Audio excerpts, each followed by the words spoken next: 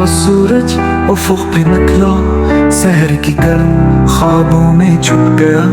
गर्माहट से पुर हुआ का झुमका दिल के दरीचों को छू गया। हर पत्ती ने रंग बिखेरे, हर कली ने ख्वाब सुनवाए। पर्वत की छाँव में बैठे हम, कुछ लम्हे थे कुछ प्यारे प्यारे।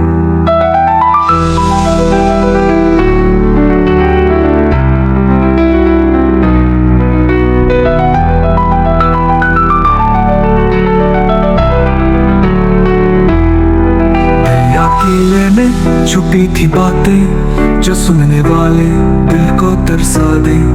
बादल बरसे रमझम गाए, यादें आंखों में झुलमुलाए। ख्वाब अधूरे राहें भी तन्हा, फिर भी उम्मीदों की थी दुनिया। हर चमक में छुपी थी कर कोई, हर खामोशी में सदा बनी थी दुआ। इंसान चले राहें भी तन्हा, फिर भी मंजिल का नाम रहा। सच की रोशनी झूठ के पीछे एक दिन सूरज का काम रहा। फूलों ने सिखाया मुस्कुराना, कांटों ने दिखाया दर्द सहना। वक्त ने दी हर पल की कीमत, और सब्र ने सिखाया जीना।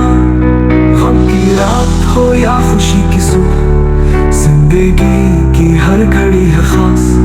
जो खो गया वो भी सबका, जो मिल गया वो इनामों पास।